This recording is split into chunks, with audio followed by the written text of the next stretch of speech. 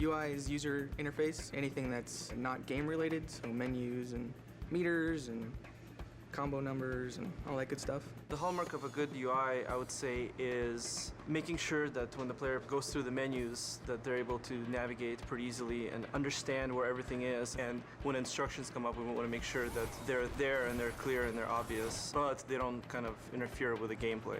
This is what we refer to as the shell. It's the kind of like the intro to the game. Currently it's our alpha version, so it's somewhat simple, but basically we have a skybox in the background. You can see the clouds animating. This is the real Kratos model. We're actually calling an animation to the character. So when you choose a new game, you get a sub-menu, and you can choose if you want to play an easy, normal, or hard.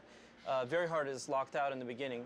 So you can see that when I choose a game, you'll see like the camera pan into Kratos' face, and then a video starts up. So all of that has to be hand-coded. So this is the basis of the Pandora's box, the menu system that we have in-game. So it's a full 3D model, and then I get that into the UI and do everything that needs to be done to make it work. So tag it with all the tags it needs, text elements, things like that. So all these kind of proxy quads we have in here all represent a line of text that shows up in the game. We pretty much start off on this demon face side, and we zoom up real close to frame it so that it's kind of more 2D looking. This would be the power-up menu. So you go to this menu and you upgrade your weapons, and you're able to kind of zoom into the models and rotate them around. At least that's what we're hoping. So we won't make it for alpha, but we're going to shoot for beta. You can swap between menus by hitting R1 and L1, and that rotates the camera around the box to another side, and then we frame another side of the box and put information for like the items menu. So this is the items menu.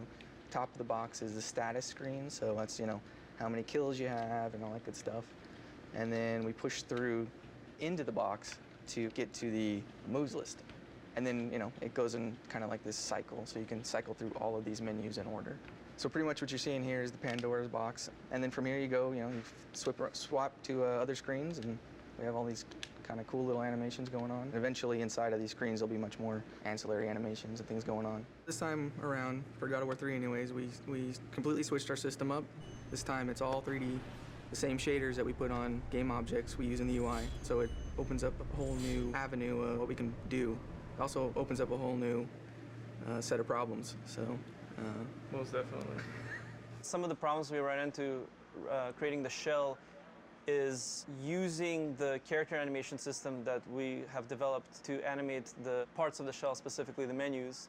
Surprisingly enough, it doesn't work that well.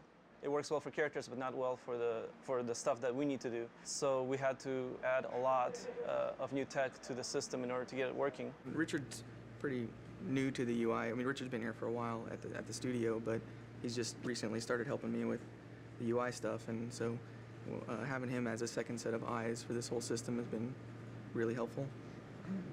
And he's a really technical guy, so has a good rapport with the coders, so he can get more done than I can sometimes. Yeah, it's funny because Corey will go down there and he'll ask them to do something, and they're like, no, and then no, I'm just kidding.